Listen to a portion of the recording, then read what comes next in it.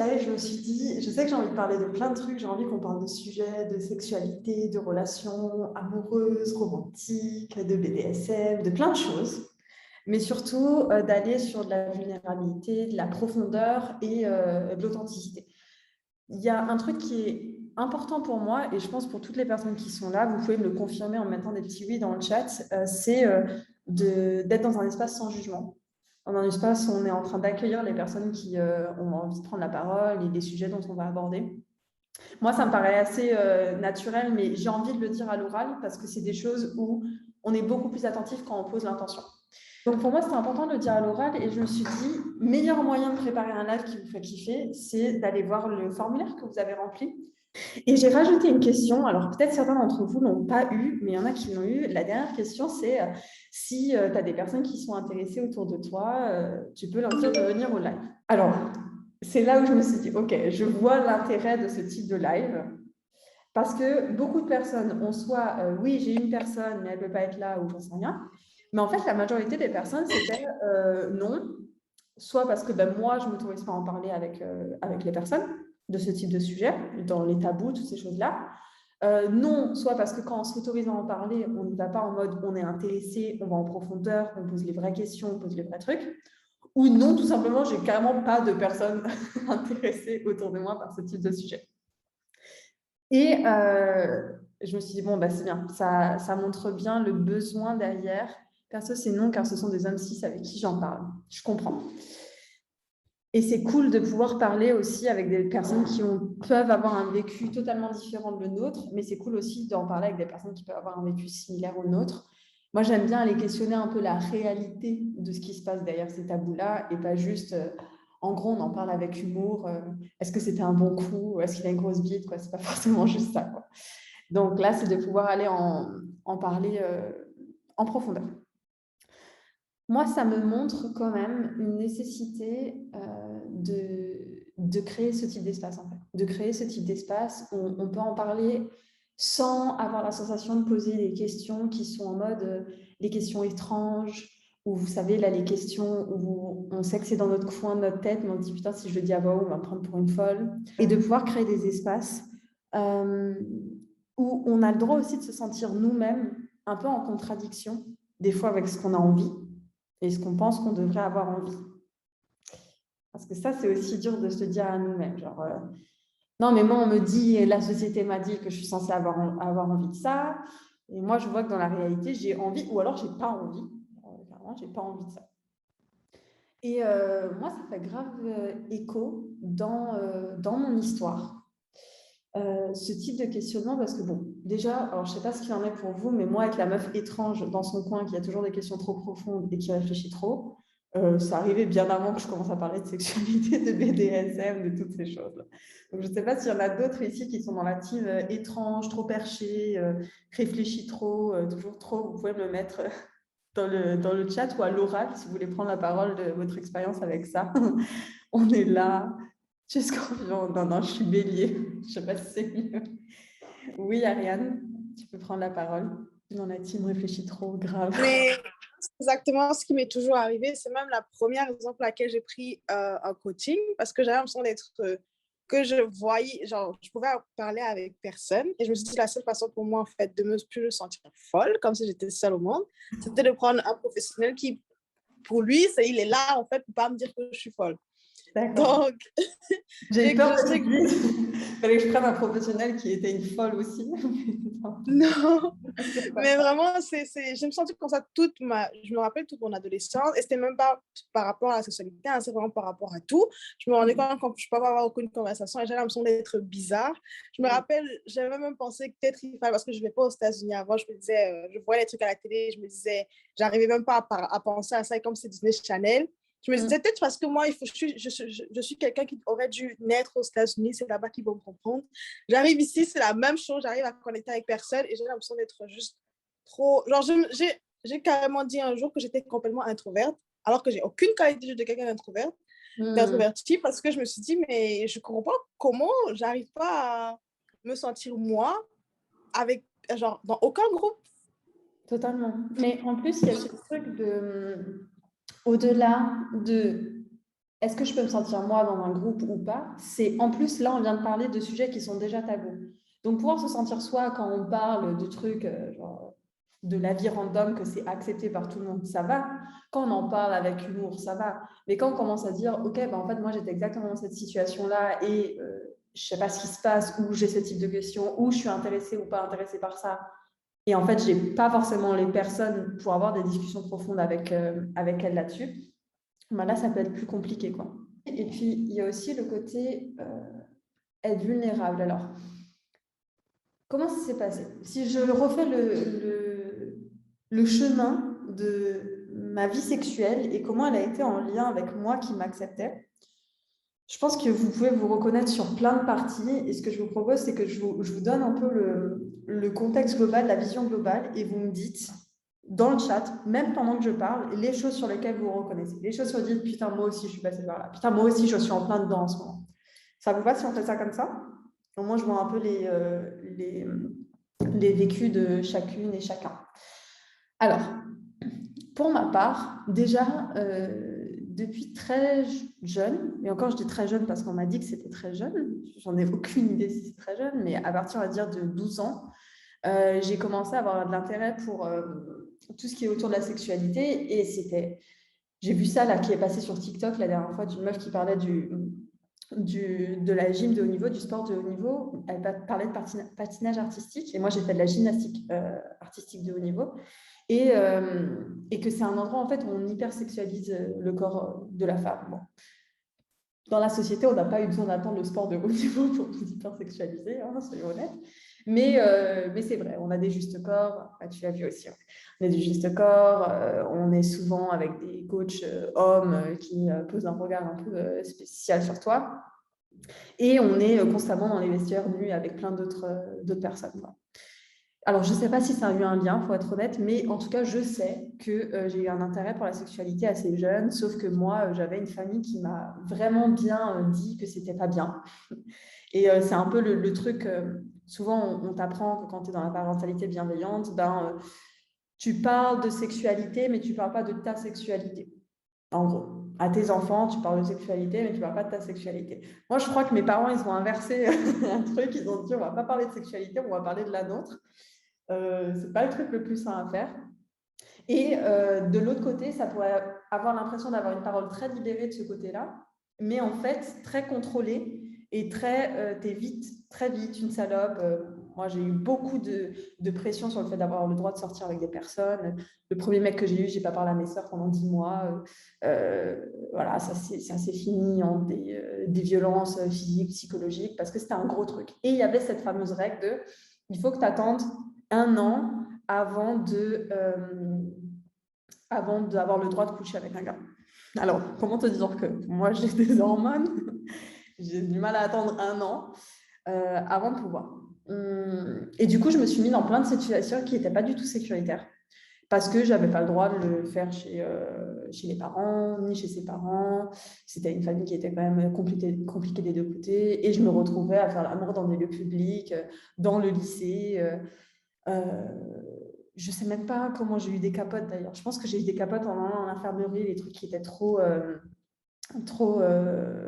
petits et qui ont craqué à ma première fois. Enfin, vraiment, le truc pas safe du tout. Donc, créer un environnement safe, je peux vous dire qu'après des expériences comme ça, on se dit, déjà, essayons de créer un environnement safe, voilà, où je peux me sentir bien, tranquille, et où je peux lâcher prise, parce que regarder à droite, à gauche, toujours s'il y a quelqu'un qui vient ou s'il y a un prof qui va te prendre en pleine flag, bon, c'est pas très ouf, quoi. Alors, je lis en même temps, 12 ans, regarder la pornographie en cachette avec ma meilleure amie, tourner des films autour de ce qu'on a appris, s'apprendre à se masturber, etc. Mais tout en cachette en croyant que c'est une honte à avoir. Putain, le sentiment de honte, je pense qu'il fait partie de beaucoup dans l'éducation de la sexualité. Moi aussi, j'avais cette peur-là que vraiment, il y a quelqu'un qui appelle mes parents pour leur dire « Alors, est-ce que vous avez 18 ans ?» Non, je n'ai pas 18 ans. Et je n'osais pas cliquer sur ce putain de film porno parce que je n'osais pas cliquer sur « J'ai plus de 18 ans ». Et j'ai trop peur que quelqu'un appelle à la maison. Et mes parents, ils leur disent « Mais quelqu'un est allé sur des sites pas très bien ». Et je me souviens que je voulais avoir un téléphone portable pour avoir Internet pour regarder des films porno. Mais je ne peux pas dire ça à ma mère. Donc, j'étais là. Mais moi, j'aimerais bien Internet aussi. Voilà, sur l'ordinateur de la famille. Moi aussi, bienvenue au club, très jeune aussi, mais du coup, un peu inconsciemment qu'avec des filles, par contre, je comprends l'expérience que toi, Alicia, j'étais jamais dans un endroit safe. Regardez aussi entre amis quelques minutes, très bizarre. Ouais, c'est vrai que j'ai regardé un film porno avec ma sœur aussi, parce que pour le coup, c'est ça aussi la sororité, je pense. Mais c'est ma sœur qui m'a fait mon éducation sexuelle, enfin une de mes sœurs, et l'autre me l'a bridée. En plus, ma mère nous a attrapés. Ah, putain, tu m'as fait remonter des souvenirs de parents qui t'attrapent. Je n'oublierai jamais la conversation qu'elle a essayé d'avoir avec moi pour me faire comprendre que ce n'était pas bien, que j'étais trop jeune. Je supprimais tout après, j'ai toujours le réflexe à 21 ans, ils n'utilisent que les pages Google privées, juste au cas où. Tu vois, la honte, se cacher, ça reste. Il y a des trucs comme ça qui restent et que tant qu'on n'ouvre pas la parole et qu'on n'en parle pas en profondeur, on ne s'en rend pas compte, on n'a pas forcément le déclic sur ces tabous et puis on ne s'autorise pas à faire autrement. J'ai eu après mes premiers petits copains et en fait, avec du recul, je me rends compte que même la première personne avec qui j'ai fait l'amour, un petit copain, qu'en fait, il y avait déjà des marques de BDSM, mais pareil, aucune éducation dessus.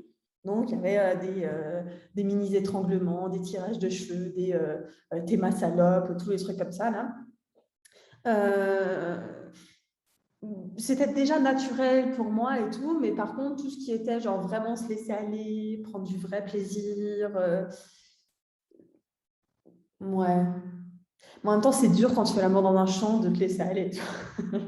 C'est plus complexe, on est d'accord. Encore aujourd'hui, j'en ai honte alors que j'ai 23 ans. Ça gratte dans les jambes. Vers mes 15 ans, j'ai eu une simulation d'un bisou et de la sexualité pour que j'apprends d'avoir un amoureux. C'est vraiment ce que je recherche, me laisser aller. Ça, c'est un topic qui reste. Et puis, ça se passe plus ou moins bien. Pour être honnête, je n'ai pas énormément de souvenirs de cette période-là, mais je vois déjà qu'à cet âge-là, donc j'ai à peu près 15 ans, en fait, la sexualité, c'est quelque chose qui est déjà très présent et j'étais toujours un peu vue comme l'amie qui connaissait plein de trucs sur la sexualité, on pouvait lui poser plein de questions, mais j'étais dans le groupe des pas populaires, donc j'étais entourée de plein de gens où moi, je n'avais pas de représentation. Moi, à part faire mes conneries dans mon coin, franchement, c'est quand même un peu tout dans ma vie. J'apprends en trébuchant et puis après, on se relève, on se rend compte que ça faisait mal et on ne va plus là. Et qu'est-ce qui s'est passé? C'est que je suis sortie avec une autre personne après ça. Ah non, petit point important, parce qu'aujourd'hui, je m'expose sur les réseaux sociaux, il y a plein de personnes qui me demandent comment j'ose faire et tout. La première fois où en fait j'ai exposé des choses sexuelles sur les réseaux sociaux, c'est quand j'avais 14 ans sur un Tumblr. C'était pas avec mon corps, mais c'était avec des corps d'autres femmes, je suppose en tout cas, nues, mais qui étaient associées à plein de sang, de toutes ces choses-là à côté, qui étaient en lien avec le suicide, parce que j'étais aussi dépressive. Donc franchement, pas le meilleur moment, encore une fois, pour être dans un environnement safe et vraiment apprendre sainement sur la sexualité. Et ça, c'est dur, parce qu'il y a deux parties dans la sexualité, comme dans tous les sujets tabous, et je parle des relations amoureuses aussi, polyamoureuses, relations libres, toutes ces choses-là. Quand on a une base saine, toutes ces choses-là vont être un bonus pour faire grandir cette base saine. Mais quand on a une base qui n'est pas totalement saine, qui a des croyances limitantes, qui a des tabous, qui a des trucs cachés derrière, ça va se mettre par expansion, je ne sais pas comment on dit, pareil, pas saine sur ces autres domaines, parce que c'est là où il y a de l'intensité. Les relations amoureuses, franchement, les moments où vous parlez à un mec ou à une meuf, vous pouvez avoir le travail que vous devez faire, vous devez faire vos devoirs, et je n'arrive plus à réfléchir, ça prend toute la place. Donc, c'est parce qu'en fait, c'est des trucs qui sont très intenses. Quand vous rompez avec quelqu'un, ça prend plein de place parce que c'est des choses qui sont très intenses. Ou il y a même ce qu'on appelle la NRE, Nouvelle Relationship Energy. À chaque fois qu'on se met en couple avec quelqu'un, pareil, c'est très intense, ça prend beaucoup de place. Donc, il faut s'assurer d'avoir des bases saines avant ça. Et puis, j'ai eu un autre copain j'avais 16 ans, il en avait 24. Et puis, c'est la personne avec laquelle j'ai subi des agressions sexuelles, de la manipulation. Je suis tombée plus bas que terre dans la confiance en moi, à un point où je me disais que c'était ça ce que je méritais. Voilà. J'ai déjà de la chance. J'ai le droit d'avoir des agressions sexuelles. C'est presque une chance, non, quand on vaut rien comme moi. Voilà, donc, je rappelle qu'on part quand même de très, très loin. Je vais lire un peu ce que vous écrivez. En même temps, ça me fait très plaisir de lire vos chats et de les voir. Donc, autorisez-vous. Hein.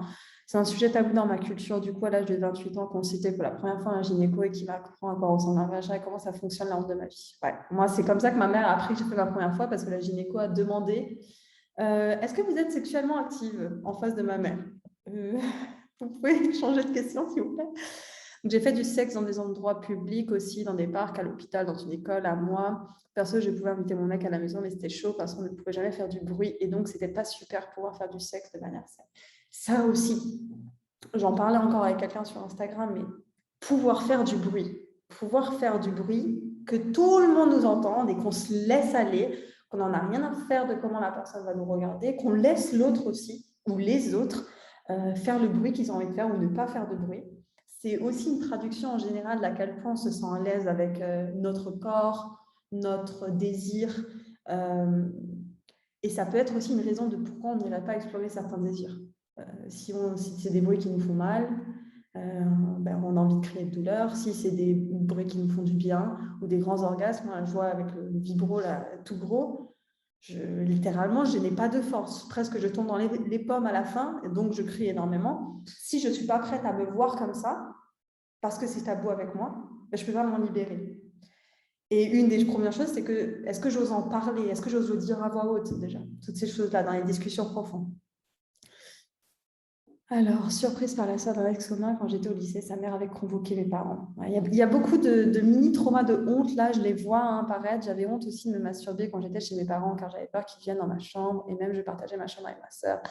Alors moi, la masturbation, c'était un long truc. Hein. J'avais un calendrier, entre guillemets, de la dernière fois où je m'étais touchée, parce que je crois que j'étais la seule au monde à faire ça, et j'essayais d'arrêter de faire ça, parce que c'était honteux. J'avais tout un système pour qu'on ne voit pas que je fasse ça. Enfin, parce qu'il y a encore une fois pas forcément d'éducation dessus, alors qu'aujourd'hui, si je me masturbe tous les jours, c'est totalement OK, 3 fois par jour, c'est totalement OK. Et plus que c'est OK, je l'utilise comme un outil pour pouvoir illuminer les autres domaines de ma vie. Business, relations, argent, et quoi encore? Famille, toutes ces choses-là. Ça illumine ce qu'il y a à l'intérieur de nous. Donc, les plus longues relations étaient pleines de manipulation et de problèmes de confiance et d'estime. Le bruit, ça, c'est quelque chose. C'est nul que ce soit tabou, le bruit dans le sexe, totalement. Toujours une difficulté avec mon époux qui ne me laisse pas faire du bruit pendant l'acte. Ce qui diminue mon plaisir et tue à petit feu mon désir sexuel. La libido, on peut en parler aussi, ça. Propose-lui un casque anti-bruit, c'est ça. Parce qu'en fait, j'ai eu un traumatisme au fait de faire du bruit. Donc, voilà tout ce qui se passe là. Vous voyez qu'il y a plein de sujets qui en ressortent. Il y a savoir s'exprimer, savoir exprimer ses désirs, il y a mon éducation, la honte, se laisser aller. Il y a déjà pas mal de thèmes comme ça qui en ressortent. Et moi, j'ai eu ces agressions. Le copain que j'ai eu après m'a aussi agressé et violé sexuellement parlant. Et puis après ça, j'ai eu toute la découverte de tous ces traumas et on part sur une longue période de 7 ans de ma vie de reconstruction, de guérison. Guérison, c'est pas la même chose que plaisir. Guérir d'un trauma, on n'est pas encore dans la partie. Vous savez, si on fait une échelle là, moins 10, 10, ben là, on essaie de passer du moins 10 au 0. Le 0 à 10, ça c'est après. Le désir, le plaisir. Et moi, j'ai eu un gros déclic quand je me suis rendu compte que ce que je voulais avoir avec des personnes, c'était pas juste il ne m'a pas violenté ou il ne m'a pas jugé ou il ne m'a pas moqué. Non, non, je veux plus que ça.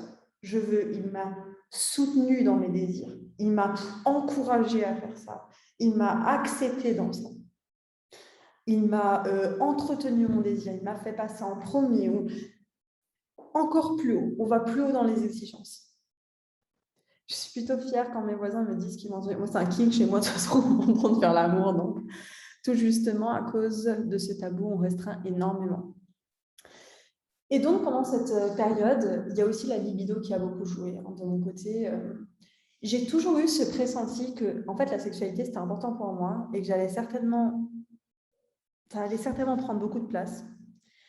Mais il y a tellement de trucs à déconstruire derrière. Déjà, c'est pas OK d'être une pute. En gros, voilà, faut pas être une pute, faut pas être une salope, faut pas faire toutes ces choses-là. Ou alors, faut être tranquille aux yeux de tout le monde et une pute avec son mari, en gros. Ah oui, parce qu'en plus, on est dans des relations hétérosexuelles que ça, d'accord? On va pas ailleurs. Sauf que franchement, hein, comment je peux réussir à être une vraie pute avec mon mari si je ne m'autorise pas à être déjà une pute tout court parce que ça fait partie de moi, en fait? C'est quoi le problème derrière? C'est quoi le problème avec le fait d'être une salope? Et ça, c'est vraiment dur à accepter en plus. Je peux être une personne intelligente, respectée, qui a de la discussion, qui sait aller en profondeur, qui est aussi superficielle, qui est aussi qui est aussi féministe, qui est aussi une salope, toutes ces choses-là. Je peux être tout ça.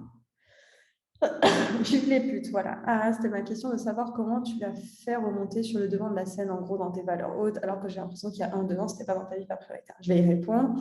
Moi, en soi, j'étais déjà une pute qui donne son cul aux yeux du peuple et je ne sais pour quelle raison. Ouais, mais c'est pas la même chose d'être vue comme une pute et d'accepter qu'on en ait une. Être vue comme une pute, c'est juste le jugement des autres. Et ça, tu peux l'être même si tu n'as jamais fait l'amour avec personne. Accepter ces parties-là, toi, c'est accepter sa féminité, c'est accepter sa masculinité, c'est accepter l'entre-deux, c'est accepter aussi certaines positions qu'on a envie de faire, son corps, à quoi il ressemble, ses cris, sa transpiration, toutes ces choses-là, c'est accepter l'ensemble de ce que ça représente. Mais aux salopes, et encore plus si elles sont éthiques, c'est-à-dire, pourquoi pute et des peuples, je prends pour un compliment les mots pute, vous ne pouvez pas aller dans un tel loin pour crier devant des inconnus. Je ne suis pas sûre de ta question, Raphaël. Bah déjà, en premier lieu, mon grand frère, ma mère m'ont déjà traité de pute. Et voilà, quand on traite quelqu'un de pute, en général, ce n'est pas pour lui faire des compliments. On n'a pas un très bon accès aux mots. Donc, oui, Raphaël, je t'écoute. Oui, je veux dire, des fois, c'est plus facile d'aller loin de chez nous, dans un endroit où on ne connaît personne. Comme ça, si jamais quelqu'un nous a entendu ou a deviné, on ne le reverra plus jamais, quoi. Oui, mais quel est l'intérêt derrière de « je ne veux pas qu'il me revoie, on ne le reverra plus jamais ». Parce qu'il n'y a pas déjà une façon de se cacher, comme si c'était une honte. Alors, on parle encore d'autre chose quand on parle de consentement. Hein. Ce n'est pas la même chose de faire l'amour devant une vitre et il y a des enfants dans l'appartement d'à côté. Là, ok, il y a le consentement. Des choses. Mais si à la maison, c'est un monsieur lambda, on ne parle pas d'enfant, qui t'entend. Pourquoi ça devrait être caché? Alors, le but de ma question, attention, ce n'est pas de dire que ça ne devrait pas être caché ou que ça devrait être caché. Le but de ma question, c'est d'aller se poser la question, qu'est-ce qui, chez moi, me fait dire que ça devrait être caché? Et je fais un petit aparté sur tout ce que je vais dire, tout ce que je vais partager dans Body Please Deborah, toutes les choses qu'on va partager, ne sont pas là pour suivre une idéologie de ce que devrait être les choses bien, les choses pas bien, ça devait être accepté, pas accepté. On s'est dit sans jugement, authenticité, vulnérabilité. C'est plutôt d'aller dire qu'est-ce qui est aligné avec moi. Comment je peux savoir ce qui est aligné avec moi si c'est caché derrière mes peurs, par exemple. Si j'ai une peur, admettons, d'être jugée, si j'ai une peur d'être vue, si j'ai une peur d'être rejetée parce que je suis trop comme ci ou pas assez comme ça, comment je peux vraiment savoir ce qui est aligné pour moi? Après, sur le pratico-pratique, je suis tout à fait d'accord que ça peut être une première étape, Raphaël. Et si c'est aligné, oui, allez-y. Il y a plein de stratégies pour pouvoir faire les choses petit à petit. Alors, qu'est-ce qui s'est passé? C'est que moi, après, j'ai été dans des relations où... c'est ça qui est bizarre, c'est que j'étais avec des mecs très attentionnés, qui m'aimaient comme pas possible. J'étais la première priorité de leur vie, très sain, relation très saine, on partage nos émotions, on communique énormément bien. J'ai envie de dire que j'ai beaucoup de chance en amour, mais ça, c'est une croyance. C'est pas vrai que j'ai beaucoup de chance en amour, mais je développe la chance que j'ai en amour et je sais l'utiliser. Génial, mais au niveau cul, il y avait un... Qu'est-ce qu'il y avait? Déjà, en premier, il y avait la guérison, où c'est dur de mêler plaisir à guérison quand tu as des flashbacks.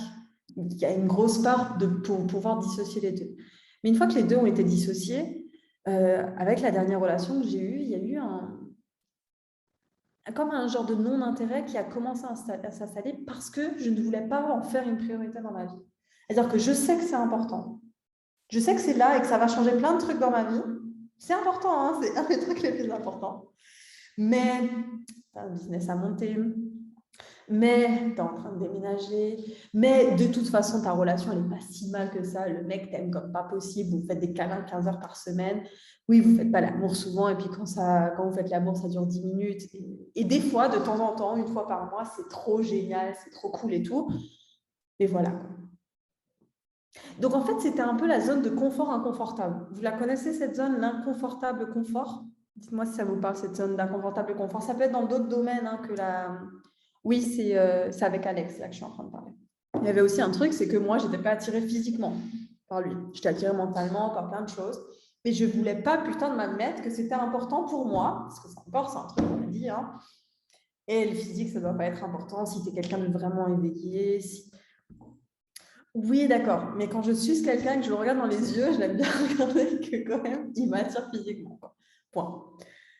Fameuse zone de confort car habituelle, souvent par un coup de colère chez ma mère. Donc oui, non, lol, connais pas, tant mieux, pas sur le domaine sexuel, mais ailleurs. Je comprends comment ça, cette zone. Après, ça peut être des domaines qui vont ensemble. Par exemple, on peut avoir, et je connais plein de personnes qui font ça, qui se disent, ouais, moi, ma sexualité, elle est géniale parce que, par exemple, je ne suis pas du tout engagée dans une relation, je vais voir à gauche, à droite, c'est trop cool, je prends des coups d'un soir et tout. Je me souviens d'une amie avec qui on a fait un podcast qui était comme ça. Puis quand je creusais un peu, je disais, tes coups d'un soir, oui, bon, ils baissent pendant 2 heures, mais ça ne veut pas dire que c'est vraiment ce que toi, tu as envie. Parce que ce qui est cool dans une relation qui est prolongée, et là, peut-être on est dans une zone un confort confortable, là, dans une relation qui est prolongée, c'est qu'on peut aussi aller créer des espaces nouveaux. Alors, par exemple, une relation DS ou une relation MS, maître-esclave, je ne peux pas la créer avec un coup d'un soir. Par contre, je peux avoir du BDSM avec un coup d'un soir. Donc, il y a une notion qui est aussi un peu plus jusqu'où on peut aller dans ces kinks, jusqu'où on peut aller dans ces désirs. Moi, il y a des sessions d'humiliation que j'ai eues, je ne pourrais pas les avoir eues avec d'autres personnes que mon maître. Parce que il y a des putains de discussions en amont, parce que tu mets ton corps et ton cerveau surtout totalement sur la table, et tu sais que si c'est monsieur ou madame lambda, elle peut faire ce qu'elle veut et elle peut l'écraser. Mais si c'est ton maître, bon, là, il y a une totale confiance et on peut aller voir. Donc, aussi essayer d'aller faire le lien. Est-ce que cette zone, vous l'avez en combinaison? Ça peut être sexualité argent, par exemple. Ça peut être sexualité business. Ça peut être sexualité relation amoureuse, polyamoureuse. Ça peut être un ensemble. Moi, j'avais sexualité et relation polyamoureuse. Jusqu'au jour où j'en ai un peu marre. Et j'ai pris littéralement la décision, je me souviens très bien, c'était le samedi 10 juillet 2021. Samedi 10 juillet 2021. Écoute, j'y vais. Je vais dans ce domaine, je risque le tout pour le tout. Et je sais que ça va certainement risquer ma relation. Et je sais que je vais certainement me mettre dans une merde inconsidérable dans d'autres domaines de ma vie. Mais ça fait 7 ans que c'est un peu comme la cicatrice, là où l'ouverture que vous avez sur la jambe. Ça ne vous empêche pas de courir. Mais quand vous appuyez dessus, ça fait un peu mal. Genre, j'en fais jamais une priorité parce qu'il y a toujours d'autres priorités. Sauf qu'en fait, je me connais, j'en ferai jamais une priorité tant que je ne l'ai pas décidé. Donc, parce que je peux toujours trouver d'autres priorités. Puis après, il y aura les enfants, et puis après, il y aura ci, puis après, il y aura ça, et ça ne viendra jamais. Donc, je me suis dit, écoute, toutes les autres priorités, tu as fait la même chose, c'est que tu as juste choisi. Mon business, j'ai juste choisi d'en faire une priorité, point. Ma sexualité, mon polyamour, écoute, maintenant j'en ai marre, ça faisait 5 ans que je me bridais dans mon polyamour et que j'étais avec des gars qui étaient monogames et qui se croyaient être polyamoureux mais qui ne l'étaient pas, où j'étais là où je ne pouvais pas avoir les relations que je voulais, où j'étais frustrée, où j'en avais marre, où je ravalais ma salive, où j'ai eu besoin d'une pandémie mondiale pour me maintenir et ne pas aller voir n'importe qui. C'est bon, c'est bon. 10 juillet 2021, je prends la décision. Demain, je vais sur Tinder, je rencontre. Vous savez ce qui se passe quand on prend des décisions comme ça, qu'on est entouré de personnes. Moi, j'avais des amis, j'avais déjà cet espace safe avec qui je pouvais parler de toutes ces choses-là en profondeur. Eh bien, qu'est-ce qui se passe? Le lendemain, je vais sur OkCupid. Je reste littéralement 2 heures sur l'application. Je trouve 3 dates, dont mon maître actuel. 2 heures. Quand une décision elle est prise, boum. Déjà, date de ma rupture. La pleine lune était forte. Alors, je vais voir ce que vous avez écrit. Pareil, dites-moi toujours en chat qu'est-ce qui fait écho avec vous à ce stade-là. Le physique, c'est méga important, faut qu'il t'attire. Avec mon dernier copain, c'était clairement ça. Je me disais non, mais il est vraiment bien. Le sexe, finalement, c'est pas si grave. Alors que si, c'est important pour moi. C'est exactement ce que je vis en ce moment. J'ai souvent entendu pute de la part de la femme, beaucoup plus pute que celle qu'elle accusait. Je pense surtout que c'est de la jalousie en général pour juste faire mal. Je ne sais pas s'il y a de la jalousie, parce que moi, ce que je peux dire, c'est que depuis que je me le dis fièrement que oui, je suis une pute, il n'y a pas de problème, et encore, je ne me fais pas encore payer, je fais ça gratuitement, bénévolat, quoi, j'ai vraiment quasi que du soutien, en fait. Je ne me fais pas insulter. Moi, ma sexualité, j'ai développé avec mon époux, donc pas vraiment expérimenté dans ce domaine à cause de nos fameuses coutumes et rester vierge jusqu'au mariage. Très bien. Ben, c'est aussi une éducation qui a ses propres règles, ses propres hontes, ses propres désirs, qui peut aller se cacher derrière et s'aller se demander, ben voilà, maintenant que j'ai mon époux, il y a une flamme aussi à avoir dans la sexualité, pas que dans la sexualité, dans la relation amoureuse, hein, mais les deux vont ensemble. Qu'est-ce qui peut en ressortir? Parce que c'est ça qui me plaît, la co-création dans les relations sexuelles, amicales, romantiques, je suis d'accord. Cela ne veut pas dire que genre dans cette injonction qu'il faut faire l'amour à son mec, ce n'est pas ça, c'est juste moi qui aime le sexe, qui sait que c'est important pour moi pour créer du lien, de la complicité, de l'intimité, mais je ne la retrouve pas dans cette relation. Et je pense aussi que c'est la pure jalousie de la méchanceté gratuite. Beaucoup de cas de sexualité excellents dans une relation un peu pourrie. Les couples qui tiennent justement sur l'inverse, sur le sexe, génial, attraction. Ah oui, ça aussi, il faut faire attention. C'est pas parce que le sexe est génial que la relation est géniale. C'est pour ça que, encore une fois, c'est des mots d'ordre qui vont ensemble. Relation, polyromantique, polysexuelle, monoromantique, monosexuelle, va avec la sexualité, va aussi avec vos désirs, vos kinks, s'il y a du BDSM ou pas dedans.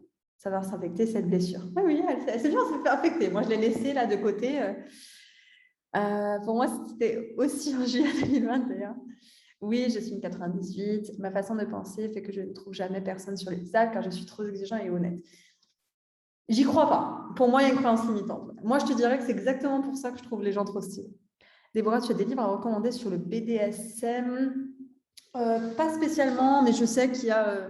et je ne l'ai pas lu, le livre, mais c'est un des livres que j'aimerais lire de Eros Power sur... attends, comment on dit? Éduquer une esclave consentante. Moi, c'est tout l'inverse, sexe génial, donc je me disais, pas grave si le reste de la relation n'est pas ouf. J'ai eu ça aussi, Kaina, mais oui, on a aidé. Très bien.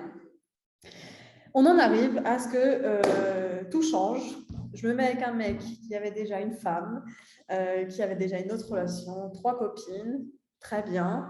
Moi, j'avais un mec qui était ma relation plus ou moins principale, on se sépare, je déménage, plein de trucs, on commence une relation DS. Il faut savoir que le premier jour où on s'est rencontrés, on a parlé un tout petit peu de sexe, il me dit, t'es dans le BDSM et tout, je dis, ouais, un peu, franchement, rien de ouf, pas trop. Je dis, et toi, il me dit, ouais, un peu, franchement, rien de ouf, pas trop. On parle de ça, c'était il y a moins de 6 mois. Hein. On est en train d'écrire un contrat pour maître et esclave. Donc, c'est pour vous dire à quel point, même quand on avait connaissance de soi, et je sortais quand même ça faisait déjà 3-4 ans que je fais du coaching sur la connaissance de soi, être aligné, redevenir soi. Enfin, me connaître, je me connais, quoi. Gérer mes émotions, mes besoins, communiquer, on y est. Mais avec tout ça, et justement avec tout ça, on arrive très bien à rester dans le déni dans certaines parties. Mais surtout, il y a un truc qui est vrai dans ce monde-là, dans le BDSM, mais pas que, hein, dans les relations sexuelles et amoureuses en général, c'est que tant qu'on ne va pas réellement le découvrir, en parler en profondeur, en fait, on n'a tout simplement pas l'espace pour avoir accès au mind blow, au déclic. C'est pas qu'il y avait une envie de ma part de ne pas y avoir accès, c'est que tout simplement, il n'y a rien qui me propose cet accès-là. J'ai besoin de pouvoir en parler avec des personnes en profondeur. J'ai besoin d'aller m'éduquer sur le sujet. J'ai besoin d'aller lire des articles. Et puis, c'est comme vous me connaissez, hein, dites-moi s'il y a d'autres personnes dans cette phase-là. Moi, je trouve un nouveau sujet. J'y passe jour et nuit dessus. Après, je connais tout sur tout et je suis à fond pendant 6 mois. Et puis après, ça commence à devenir quelque chose que je peux délivrer plus tranquillement. Voilà, parce que je me suis assez imprégnée à fond du sujet, quoi. Same, voilà. Vous pouvez me dire, c'était quoi votre dernière obsession? Vous avez passé... voilà, focus pendant très longtemps. Et j'adore parce que quand c'est en lien avec nous-mêmes, il y a toujours quelque chose à découvrir. Et quand c'est en lien avec nous-mêmes et l'autre, ou d'autres autres, si on est dans des relations à plusieurs, ben pareil. On a découvert du coup la sexualité en groupe, les événements sex-positifs. M'exposer aussi sur les réseaux sociaux, c'est aussi une découverte dans la sexualité que de t'exposer, d'en parler. Tes kinks, tous tes kinks que tu vois qui sont en contradiction avec plein de valeurs que tu croyais qui étaient en contradiction avec plein de valeurs, le féminisme, la femme indépendante et forte, où toute la journée je suis dans le business et je prends des décisions et je suis très dans le leadership. Et de l'autre côté, à la fin de la journée, je suis là, s'il te plaît, est-ce que tu peux juste m'enchaîner et que je réponde oui, yes sir, et que j'ai rien d'autre à faire. Pareil, je passe mes jours et mes nuits jusqu'à ma satisfaction hier. Et puis, on en arrive à ce que... alors, peut-être pour les anciennes coachées, là, je sais qu'il y a des personnes qui sont dans le coaching. Il y a certainement Ariane, Kaina, Sarah, certaines qui ont fini ou qui ont pris des coachings à un moment donné avec moi ou qui sont encore dans des coachings. Bref, Johanna aussi. Je ne sais pas si vous étiez là, mais ça fait vraiment des années qu'à chaque fois, je dis je suis très forte dans les relations amoureuses. Mais franchement, je n'ai pas envie de coacher dessus ou de faire un produit dessus parce que c'est ennuyant, parce que c'est trop simple. Donc, je me dis ça. Et tout le monde me dit, mais il faudra que tu fasses quelque chose sur ce sujet et tout. Ouais, mais... ouais, non. Et puis, je suis pris à mon propre jeu.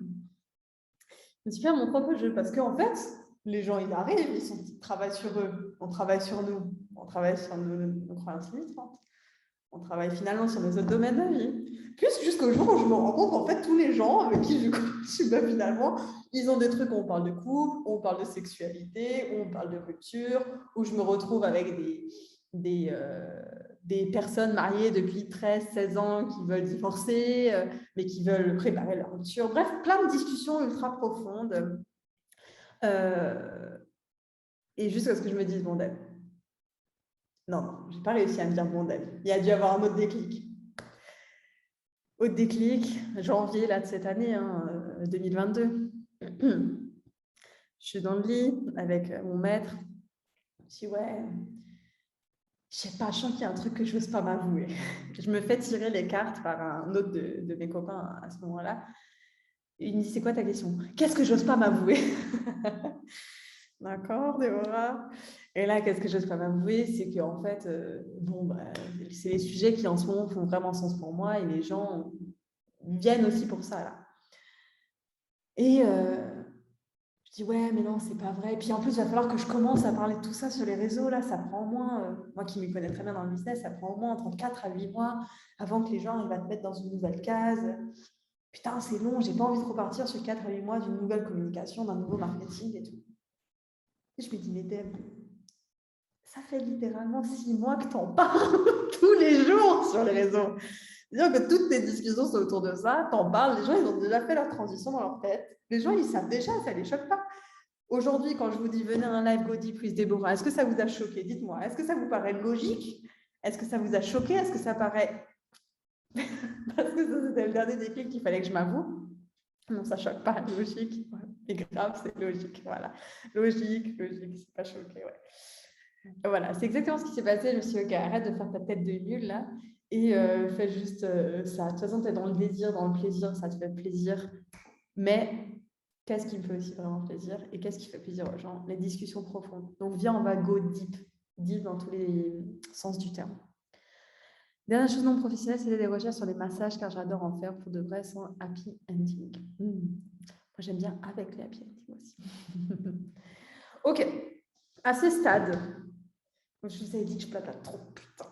À ce stade, qu'est-ce qui vous marque? Qu'est-ce que vous avez en lien avec tout ce que je viens de dire? Quelle est la chose où vous dites, ouais, c'est vrai, putain, moi aussi, c'est ça là, c'est ce truc, je viens de piocher un truc qui fait sens pour moi, sur lequel j'ai peut-être envie d'aller voir en profondeur. Ouais, c'est ça. Quelle est la chose que vous avez envie de voir en profondeur chez vous? Le déni, la peur de découvrir certaines choses. Moi, la première peur, c'était la peur de trop aimer. Qu'est-ce qui se passe si j'aime trop? Je peux dire ce qui se passe. J'ai quitté mon mec, j'ai changé d'appart, j'ai changé de business. Oups. la peur du rejet, de l'abandon, les hauts standards sur toutes les sphères de la relation. On me dit souvent, choisis des mecs moches, ils seront moins cons. Et non, quoi. Le laisser aller. J'ai quand même envie de faire le lien avec ma mission qui me suit depuis des années, que ce soit dans le business ou dans ma vie perso, qui est le fait d'amener les personnes à un niveau de leur vie où elles s'auto-inspirent avec vulnérabilité. Et pour ça, elles ont besoin d'être dans leur bon endroit. Je vais redire la phrase parce que j'ai vraiment envie que vous l'enregistrez. Aider les personnes à aller à un niveau de leur vie où elles s'auto-inspirent avec vulnérabilité. Et pour ça, elles ont besoin d'être dans leur bon endroit. C'est de ce truc où tu peux te regarder toi-même et tu deviens un modèle pour toi-même. Tu t'auto-inspires. Et pour ça, tu es obligé d'aller à la profondeur à l'intérieur de toi. Et moi, vous savez que j'ai rajouté le mot avec vulnérabilité il y a genre 3-4 mois. 3 mois, je pense. J'ai rajouté le mot avec vulnérabilité. Pourtant, j'ai toujours fait ça avec vulnérabilité. Mais c'est une chose de s'auto-inspirer pour qui on est dans notre vulnérabilité et c'est une autre de s'auto-inspirer pour qui on devrait être. La meuf qui fait plein de trucs, qui n'a jamais le contrôle, ou la personne qui est très dominante, ou la personne qui a une vie bien carrée, qui gagne plein d'argent. Ouais. Dis-moi, Pauline. Oui, bonsoir tout le monde. Alors, sur quoi je voulais rebondir? Sur plein de trucs.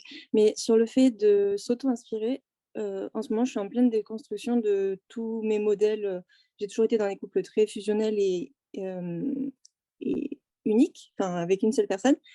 Et en ce moment, j'expérimente le polyamour. Et en fait, je suis complètement dans l'objectif de m'auto-inspirer. Mais avant ça, je trouve que c'est super important de s'inspirer d'autres personnes qui expérimentent ça aussi, en fait. C'est hyper dur de se construire quand on peut en parler avec personne parce qu'on ne peut pas remettre en question, prendre du recul. Et moi, c'est ça qui m'a poussée à venir ce soir, c'est qu'en fait, c'est beaucoup plus facile de trouver ce qu'on aime quand on partage ça avec d'autres personnes et qu'on envisage de nouvelles façons en fait, de penser, de découvrir de nouvelles choses pour ensuite savoir ce qui nous correspond et pouvoir s'inspirer et partir sur une base pour évoluer en fait. Donc, merci pour cet espace que tu crées. Oh, merci. Mais je suis tellement d'accord avec toi, Pauline, parce que on a besoin de modèles, en fait. Et le problème, c'est quand on va chercher des modèles avec des valeurs qui ne sont pas forcément les nôtres. Par exemple, un modèle, je donne un exemple, de surproductivité énorme, et la personne réussit dans sa vie à travers cette valeur-là, alors que moi, j'ai envie de réussir à travers, admettons, la vulnérabilité. Alors, si on est dans un espace sain et on connaît les valeurs différentes de chacune, on peut s'en inspirer aussi pour savoir ce que on ne veut pas suivre comme injonction. Et on peut aussi avoir des modèles avec des gens qui nous inspirent parce qu'ils ont des valeurs en commun. Et en général, ce qu'on a tendance à faire, c'est un manque de représentation, c'est d'aller vers des modèles de gens qui sont censés nous inspirer. Et là, c'est important d'aller trouver des endroits où on peut parler vulnérablement et dire, OK, mais en fait, moi, je suis OK de t'inspirer. Moi, je suis OK de t'inspirer, par exemple, Pauline. Mais par contre, je serais aussi OK de dire, en fait, là, toute cette partie où tu crois que je t'inspire, c'est parce que tu crois que c'est bien ce que moi je fais, alors qu'en fait, c'est pas du tout aligné avec toi. Et peut-être que ce serait intéressant que tu t'inspires, par exemple, d'Ariane, qui, elle, a une valeur en commun avec toi sur ça. Et là, ça va te donner un modèle et tu pourras t'inspirer. Dis-moi. Ouais, non, mais en fait, tu as un peu répondu à ce que je voulais dire, mais effectivement, on peut s'inspirer de quelqu'un, croire que ça nous correspond, et c'est ça qui nous fait dire qu'ensuite, c'est pas ça qui nous correspond. Exactement. Mais c'est difficile de se positionner tant qu'on n'a pas expérimenté. Exactement. D'où l'expérimentation, la discussion profonde, et aussi, pour être une personne qui est quand même assez connue, je peux vous dire que quand on est dans une position de pouvoir avec des gens, il y a plein de personnes qui l'utilisent pour qu'on nous mette sur un piédestal. Donc, si on me met sur un piédestal, je ne vais pas te dire tous les endroits où je ne suis pas censée t'inspirer. Moi, ça ne me correspond pas du tout. J'ai envie d'inspirer les gens à être inspirés par eux-mêmes. Si je peux les aider à travers un modèle, ou si Pauline peut les aider à travers un modèle, Solène, Raphaël, tant mieux. Mais on le dit, quoi. On le dit que là, en fait, non, c'est pas du tout aligné avec toi. Et ça se fait avec de l'honnêteté, de l'authenticité. Donc, merci beaucoup pour ton partage, Pauline. Je vais lire un peu ce qui a été écrit dans le chat. Me libérer du regard des autres par rapport à mon corps, totalement. J'y travaille dessus, d'abord découvrir mon plaisir avant d'avoir plaisir en relation avec son compagnon. Comment devenir son propre modèle, se connaître profondément et se chercher des modèles. Donc, ça y répond. C'est sûr que d'être épanouie dans ma sexualité, m'assumer et autoriser de vivre pleinement ma sexualité changerait vraiment le cours de ma vie. Même si ma vie est géniale, je sais qu'elle le sera d'autant plus. C'est passer à un niveau d'après, encore une fois. Cerise sur le cake. Tout à fait d'accord avec Pauline. Je confirme, moi, je suis monogame et totalement kinkée par la fidélité et la monogamie. Il n'y a pas qu'un modèle, totalement. L'expérimentation. Pourrais-tu définir le polyamour? Est-ce que ça signifie être amoureuse de plusieurs personnes? Le polyamour, ça prend en lien le côté amoureux avec plusieurs personnes, mais ce n'est pas parce que tu es polyamoureuse que tu es constamment amoureuse de plusieurs personnes. Tu as la possibilité de l'être et tu peux définir la différence entre l'orientation polyamoureuse et le comportement. Tu peux être polyamoureuse et être dans des relations monogames. Et puis après, il y a tout un spectre dans les relations libres, dans l'échangisme, dans plein de choses. Mais le polyamour prend en compte le côté romantique. Alors, dans la mission, il y a aussi le côté bon endroit. Et le bon endroit, ce n'est pas juste s'auto-inspirer quand on est dans un bon endroit, ce n'est pas juste bon endroit physique, ça peut l'être, ou dans la bonne relation, c'est avant tout bon endroit avec soi-même. Vous savez cette sensation où quand vous faites quelque chose, vous vous dites « putain, je suis à ma place ». Moi, je me souviens, la première fois que j'ai fait une orgie, je vous jure que j'étais couchée et je voyais des pénis et des vulves autour de moi et j'ai eu vraiment cette phrase de « je suis à ma place ». Cette sensation, vous pouvez l'avoir dans plein de choses.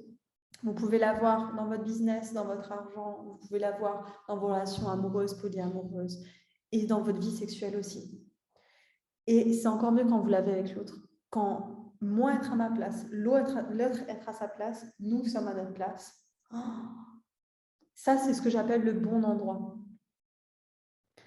Cette notion, elle est importante. Et ça, c'est quand on est aligné avec soi. C'est pour ça que moi, ça ne fait pas sens pour moi de parler de sujets aussi intenses, tabous, toutes ces choses-là, sans aller voir le côté alignement de soi. J'aimerais bien, avant qu'on passe sur le programme, faire un petit exo, entre guillemets, avec vous, avec comme but d'aller chercher sur quoi est-ce que vous avez besoin d'avoir une discussion profonde aujourd'hui. Quand je dis aujourd'hui, ce n'est pas aujourd'hui, là, maintenant, hein, c'est aujourd'hui en ce moment, dans votre vie. Qu'est-ce qui fait sens? Donc, ça va être sous forme de 2 questions, ça va être assez rapide.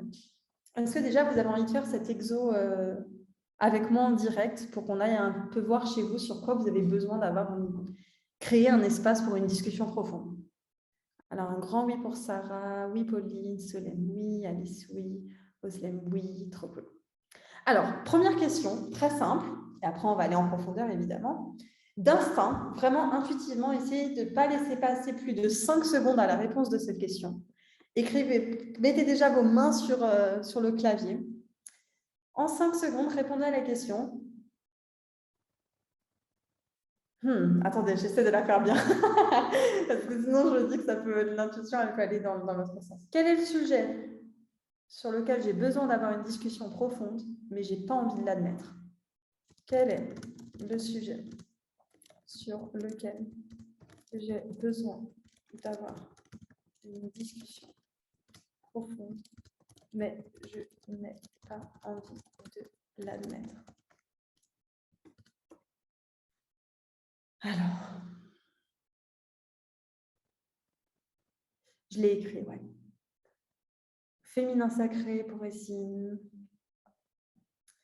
La honte dans la sexualité, ce que je désire dans mes relations, la vulnérabilité, personnalité et envie profonde, l'image que je renvoie en faisant l'amour, la libido, le sexe, BDSM et féminisme, l'identité quand on n'a pas besoin des hommes, ma sexualité et ma religion, comment savoir si on est amoureux, le plaisir, le désir sexuel, le désir, savoir écouter mes désirs sans se demander ce que va en penser l'autre. J'adore la profondeur. Ça, c'est la première question et on va déjà dans les bons trucs là. On va déjà en profondeur là. Très bien. Ce qui est cool avec les discussions profondes, la dernière fois, je coachais un programme chez Esther Taïfé, peut-être que certains d'entre vous la connaissent. Je coach un programme avec elle dans son entreprise. Et elle me disait qu'il y avait cette meuf là, enfin cette meuf prenait la parole, elle disait toujours, moi je ne sais jamais avec quoi j'ai besoin de partager aujourd'hui. Mais à chaque fois que j'écoute tout le monde, avoir les discussions sur les sujets dont elles ont besoin, c'est là que je me rends compte de quoi j'avais besoin. Donc ça aussi, le cerveau collectif, le groupe safe, l'environnement, ça aide aussi à ça. À travers les expériences et les sujets des autres, je me rends compte de ce que j'avais besoin d'entendre. Les plaisirs, le désir, la libido, la sensualité, la sexualité sacrée, le rapport à l'autre, différentes manières de faire l'amour à une personne, la masturbation avec soi et avec l'autre. Très bien. Deuxième question, pareil, 5 secondes, on y va à l'intuition. C'est quoi le sujet derrière ce sujet où j'ai vraiment besoin d'avoir une discussion profonde dessus et que je n'ose pas l'admettre? Allez plus en profondeur. C'est quoi le sujet derrière ça?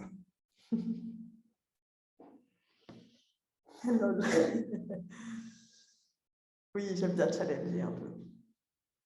Vous voyez, je veux juste vous montrer aussi que dans ce type de questions, on mixe des postures coach-coachées et des postures juste d'intimité, des postures de partage. Ça, c'est quelque chose qui est très important pour moi de savoir mixer les postures. Mais complexe par rapport à mon corps, manque de confiance et d'estime de soi. Tu vois, là, on tombe dans l'alignement avec ça. C'est quoi ta vie si tu assumes vraiment que tu n'as pas besoin d'un homme pour être heureuse? Me sentir réellement en sécurité, écouter, respecter. Le lâcher prise et faire confiance à quelqu'un. Mes désirs, m'affirmer. La peur d'assouvir mes désirs. Guérir les traumas. Le lâcher prise aussi, accepter d'être heureuse. Oh, Pauline, on touche un point là. Vulnérabilité et confiance en soi. Assumer mes désirs, lâcher prise et confiance à un homme, comment assumer qui je suis auprès de ma famille, être vulnérable avec quelqu'un, guérir mes traumas aussi. Arrêter l'auto-sabotage. C'est bien, c'est bien. On parle des sujets de coaching, donc on est bien. Trop cool. Maintenant, j'ai envie de vous demander, comment on fait si on ne sait pas? C'est OK de ne pas savoir. Déjà, Johanna, c'est OK. Laisse la question. Souvent, quand on ne sait pas répondre à une question, c'est qu'on ne se l'est pas assez posée. C'est aussi à ça que servent les environnements de ce type-là.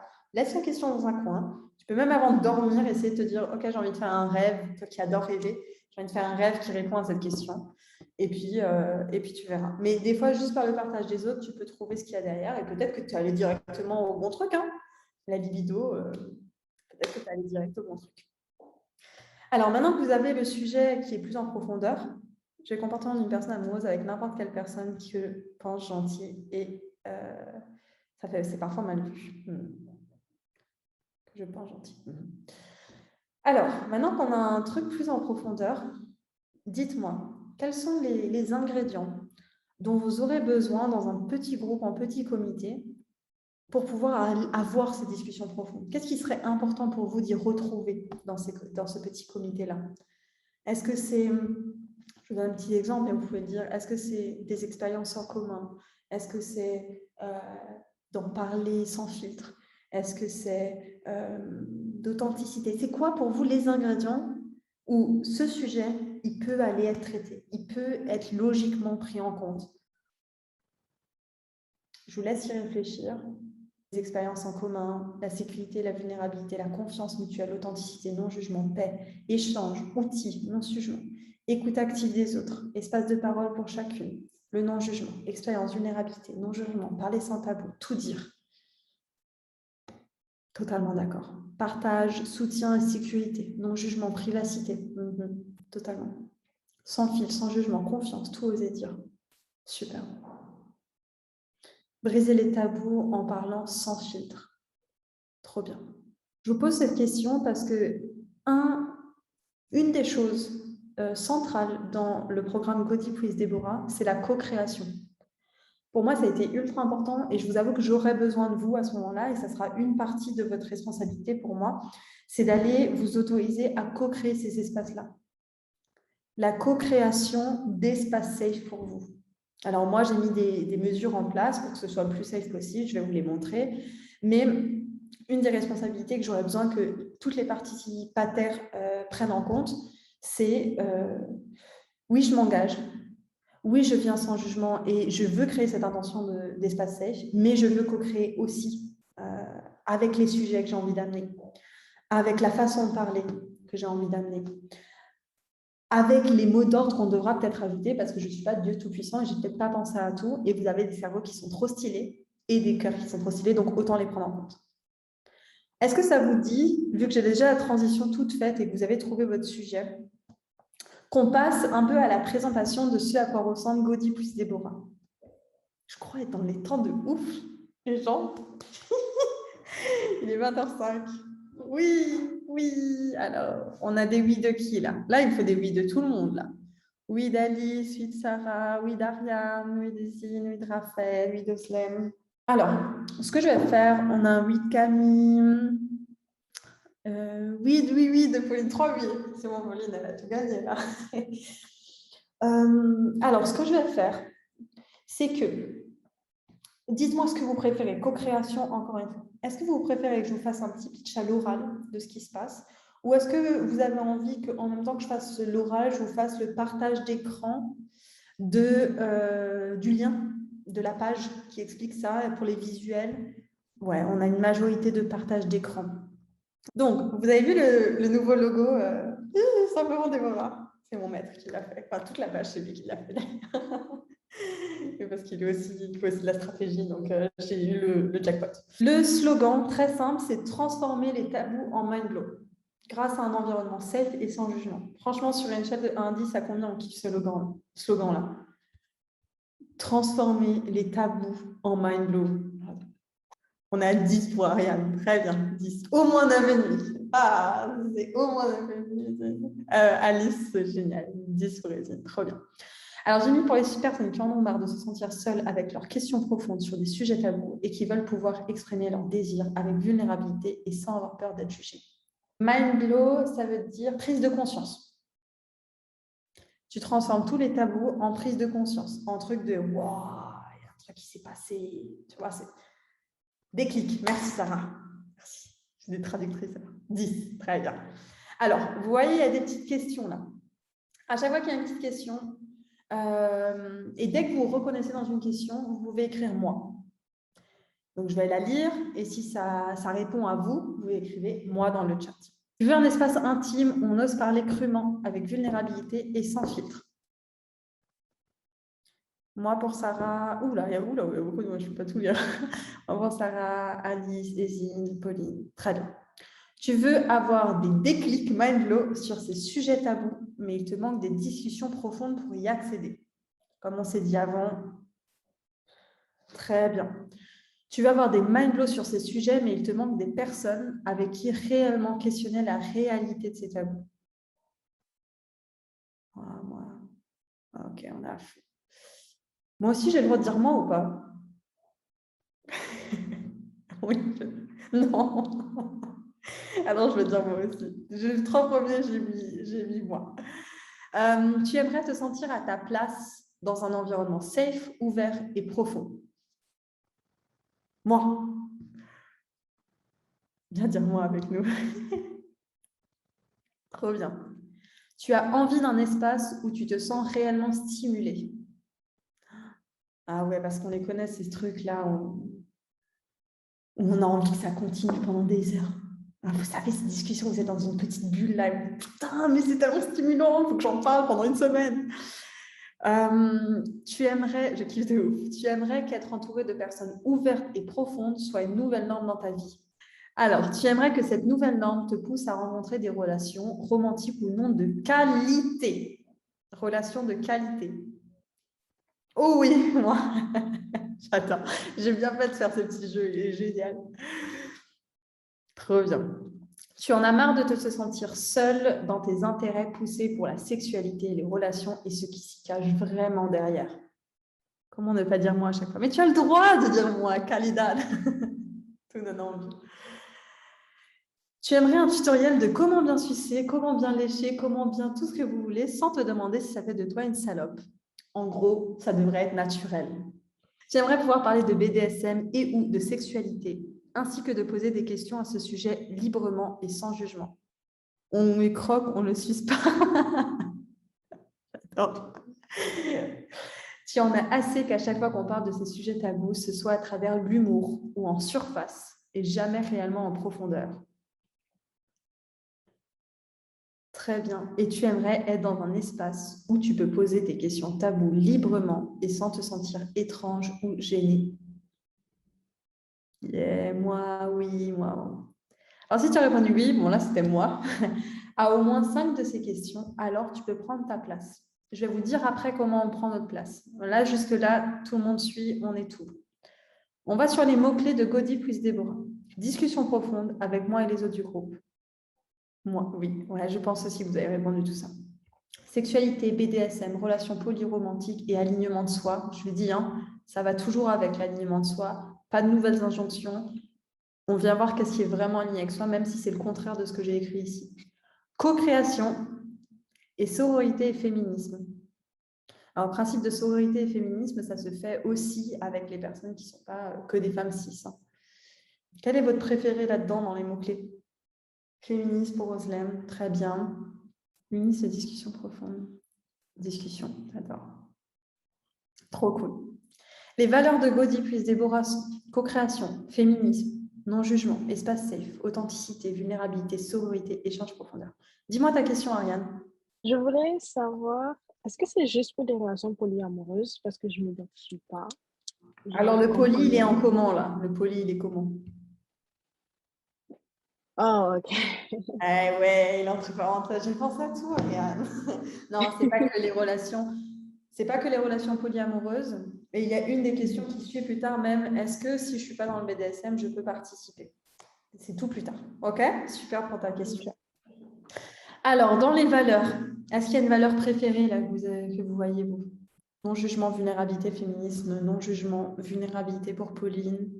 Alicia, authenticité, féminisme, non-jugement. Oh là là, 3 valeurs pour création, authenticité. Ouais, j'adore. Très bien. Alors, à quoi tu auras accès dans Gaudi plus Déborah?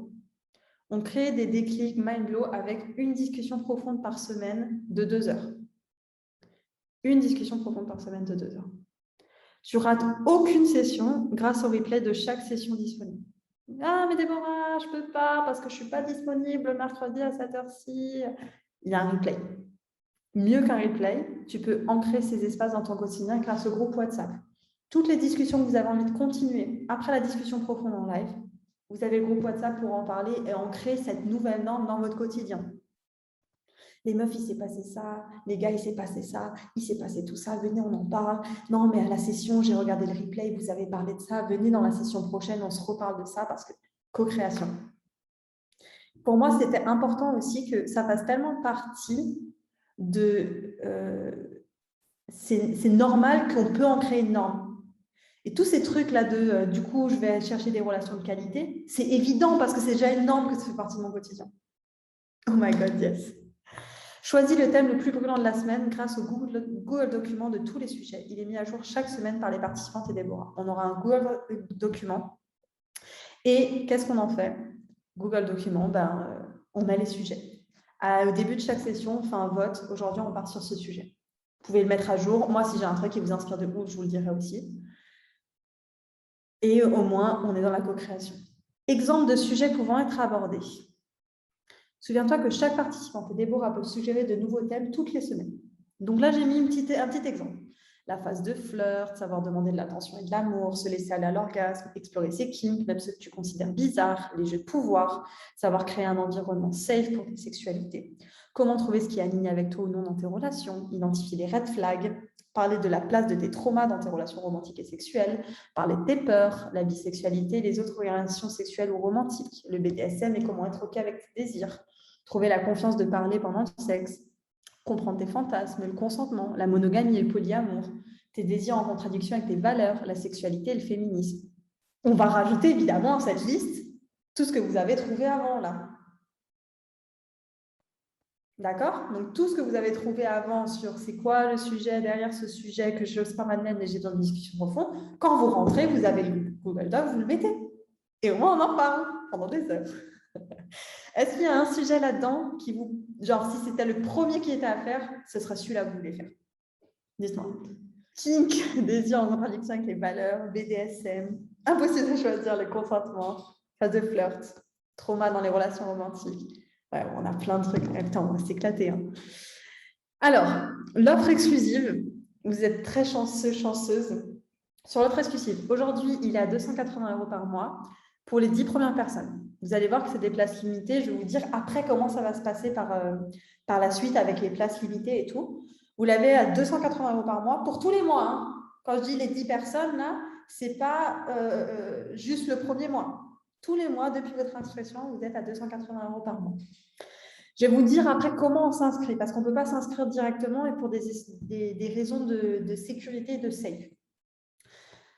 Un truc de ouf, parce que je suis trop contente et que je sais que ça va être un truc trop génial. Satisfait aux garanties. Vous inscrivez, vous avez 14 jours pour tester. Si avant les 14 jours, Deb, j'aime pas finalement, j'ai envie de partir, je ne te demande pas de justification, je te rembourse. De toute façon, ça va être trop cool. Donc, ça m'étonnerait que ça arrive. Mais si ça arrive, t'inquiète pas, tu es remboursé, tu as testé pendant 2 semaines, tu n'as pas aimé, bon, bah, ça arrive. Et le risque, il est moindre. Alors, je vais voir ce que vous avez écrit. Oui, Camille, je te taquine. Pareil, j'aime parler pendant, avant, après. J'adore, trop mal se laisser aller. Je veux en être d'office. Trop bien.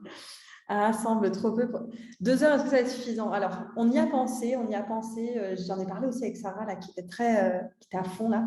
Et on s'est dit, si on fait trop d'heures ou trop de semaines, j'avais pensé même à faire qu'une fois toutes les 2 semaines, on n'a pas le temps d'imprégner les discussions profondes dans notre réalité. Parce que ça fait trop, en fait.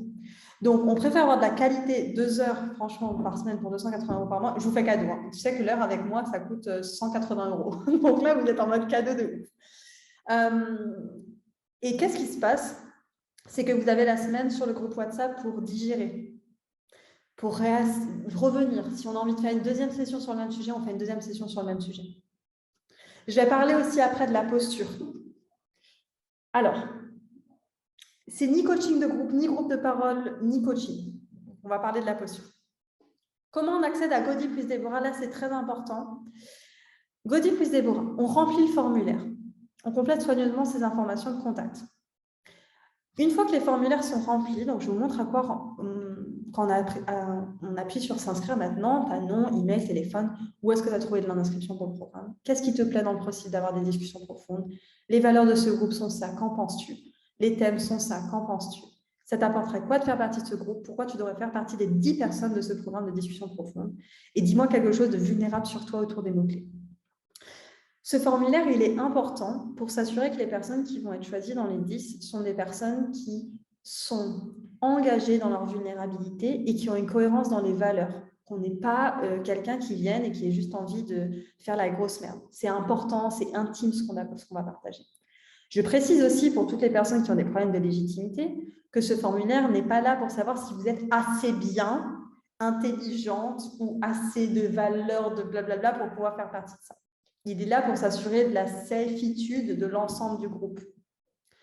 Donc, je vais le faire par ordre d'entrée. Donc, si vous avez déjà envie de le remplir, le formulaire maintenant, pendant que je parle, allez-y. Et en fonction des réponses, s'il y a un red flag, je sais les repérer. La personne ne va pas être acceptée. Mais si elle fait partie des 10 premières, je te contacte par WhatsApp ou par mail. Je t'envoie directement le lien de paiement. Ça sera soit par prélèvement automatique IBAN, soit par virement bancaire. Je te le mettrai à ce moment-là et puis tu as 48 heures pour t'inscrire, pour confirmer ta place. Et après, ça commence. Et du coup, tu t'es inscrit, on est trop bien, on se félicite. Waouh, on fait partie de Godi plus Déborah. Et là, je t'ajoute au groupe WhatsApp avec toutes les personnes qui participent et les liens de connexion pour les prochaines discussions profondes. Donc, c'est en 4 étapes. Remplir formulaire, je te contacte, on passe par l'inscription et je t'ajoute au groupe WhatsApp. Déjà, est-ce que c'est clair la façon dont on rentre dans Godi plus Déborah?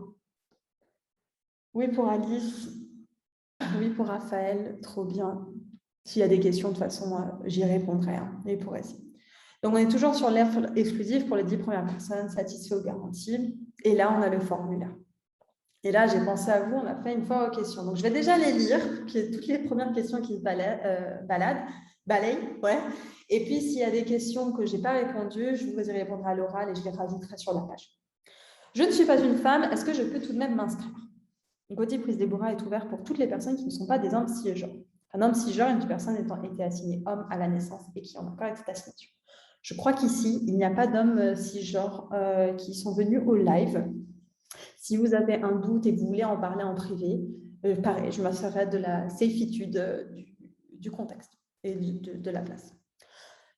Comment cela se passe si je ne peux pas venir à chaque session? Si tu ne peux pas venir à chaque session, c'est tout à fait OK.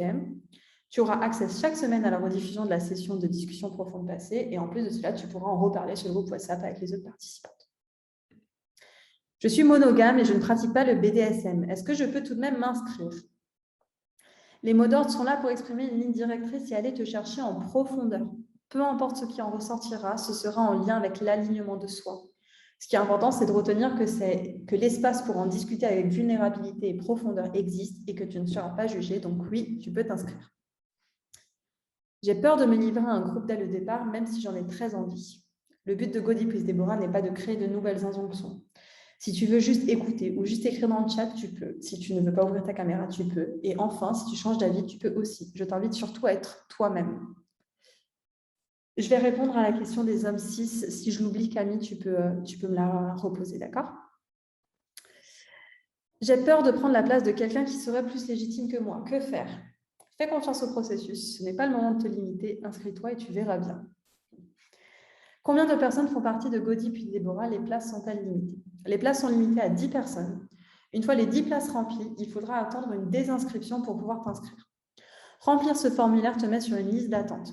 À chaque place libérée, la première personne de cette liste d'attente voulant s'inscrire pourra le faire. Au prix habituel, par contre, de 350 € par mois et non pas au prix de lancement de 280 € uniquement pour les 10 premières personnes. Jusqu'à quand je peux m'inscrire? Tu peux t'inscrire jusqu'à ce qu'il reste des places disponibles. Quel est le prix pour l'inscription? Pour les 10 premières personnes, l'inscription à Gaudi plus Déborah est de 280 € par mois TTC. Et pour les prochaines personnes qui nous rejoindront, l'inscription sera 350 € par mois TTC. Une fois l'inscription faite, tu as 14 jours pour tester. Si tu n'es pas satisfaite et veux demander un remboursement dans ce délai, tu peux. Comment annuler ma réinscription au mois suivant? Il te suffit d'envoyer un mail 7 jours avant la date de renouvellement à mon mail ou un WhatsApp pour demander ta désinscription pour le mois suivant. Au-delà de ce délai, l'inscription au mois suivant sera due. Dès lors qu'un premier paiement est versé, cela sera synonyme d'acceptation de ces conditions générales de vente. Et est-ce qu'un remboursement est possible? Une fois ton inscription faite, tu as 14 jours pour demander un remboursement si tu n'es pas satisfaite. Après ce délai, le montant donné est dû dès lors qu'un premier versement est versé. Cela sera synonyme d'acceptation de ces conditions générales de vente. Bye bye. Alors, si vous avez d'autres questions, il y a toujours une possibilité de me les poser par mail ou WhatsApp, mais la meilleure chose, c'est de les mettre tout simplement dans votre formulaire, vu que de toute façon, je viendrai vous contacter par mail ou WhatsApp. Alors, pour ce qui est des hommes cis, c'est tout simplement parce que beaucoup de personnes qui ne sont pas des hommes cis ont eu des traumas avec des hommes cis. Et que quand on parle déjà de tabou et qu'on parle de choses qui sont potentiellement en lien avec des traumas, ça peut être plus compliqué de se livrer quand on est en face de gens qui nous ont traumatisés, en tout cas de groupes qui nous ont traumatisés. Maintenant, il y a aussi une autre raison qui est assez égoïste, qui est juste que, en vrai, je suis quand même très bonne pour créer ce type d'espace dans des personnes qui ont des choses, des vécus en commun avec les choses sur lesquelles je pourrais m'identifier. Maintenant, tout ce qui est homme cis, en général, c'est des portes plus ouvertes sur des coachings qui seraient des coachings individuels. Pour ce qui est de la posture. La posture n'est ni une posture de coaché, ni une posture de groupe de parole. C'est un mixte, en fait. C'est une solution hybride dans la co-création où on va faire la posture qui est adaptée à toi. Si pendant 15 minutes, Deb, j'ai trop besoin de ton avis de coach, là, mets ta casquette de coach et on se fait dans une posture coachée, on le fait. Si on a juste envie d'une posture d'intimité, on le fait. Si on a envie d'une posture d'expert, on le fait. Si on a envie d'une posture de soumise, d'esclave qui partage son témoignage, on le fait. On vient créer une posture d'intimité et surtout une posture qui est adaptée à la co-création dont on a besoin. Est-ce que ça répond? Donc, c'est un format pour l'instant qui n'existait pas ailleurs. Hein. Quand on prend un coaching, on a des coachings de groupe, par exemple, dans Redevenir Soi ou quoi. Ce n'est pas ce format-là. Quand on a même par exemple, chez Esther, je fais du mastermind, ce n'est pas le même format non plus. C'est vraiment, on est dans la co-création, donc on fait ensemble ce qui est nécessaire. Est-ce qu'il y avait d'autres questions sur toutes ces choses-là? J'aimerais bien en savoir un peu plus sur tes formations de coaching, ton parcours, où je peux trouver les infos. Alors, j'ai envie de te dire, tu peux les trouver sur mon site, mais ce n'est pas vrai. Mon site, il vient d'être changé et franchement, il n'est pas à jour. Mais c'est en cours, c'est en cours. Alors, moi, pendant longtemps, je n'ai pas fait de formation de coaching. J'ai fait ce qu'on appelle la formation de la vie, même si je n'aime pas trop ce truc. Je me suis plantée pendant des années de ma vie et j'ai créé des modèles. J'ai plusieurs modèles que j'ai créés, la méthode OCA, le modèle de connaissance de soi. J'ai créé tout le coaching Redevenir Soi. Enfin, j'ai créé pas mal de modèles comme ça de coaching. Et puis après, je me suis dit, si un jour ça commence à être régulé, l'activité de coach, j'ai pas envie qu'on m'arrête mon activité du jour au lendemain si ça commence à être régulé et que j'ai besoin d'un diplôme. Donc, je suis allée faire une formation Coaching Ways où j'ai été certifiée PCC, c'est le meilleur niveau. C'était nul à chier, ça m'a rien apporté, mais j'ai un papier pour rassurer les gens qui aiment bien le côté plus scolaire. Mais pour être honnête, c'était nul à chier. Mais sinon, non, c'est surtout de l'essai-erreur et de la co-création avec toutes les coachées que j'ai eues pendant des années. Merci pour l'info, c'est légitime. Ça fait 5 minutes, je cherche le mot. Légitime, d'accord. Et puis après, j'ai coaché sur le syndrome de l'imposteur et la légitimité pendant 2 ans. Donc, je suis plutôt celle en général qui aide les gens à enlever ces croyances-là. Je pense faire Gaudi plus Déborah un projet de long terme. C'est la grande question. C'est la grande question. Pour être honnête avec vous, pour l'instant, je suis excitée de ouf et c'est quelque chose dont je veux faire partie et que je veux créer ces espaces. Mais je sais que ça va dépendre énormément en fait, de la co-création et du petit bijou qu'on va créer tout ensemble. Je me vois bien faire... Enfin, moi, j'ai une conception du long terme qui est quand même assez courte, vu qu'en général, je suis très stimulée. J'ai répondu au formulaire, trop cool, ça rachètera de t'y voir. Je m'imagine que dans 6 mois, ce sera encore là. Pour le coup, du coup, ce sera sur les 350 € par mois. Mais je pense aussi que ça va être un produit qui va évoluer avec toutes les personnes qui vont être dedans. Et ça, c'est trop cool. C'est-à-dire que c'est dur de plus être stimulé par quelque chose quand c'est des gens stimulants qui viennent stimuler les choses.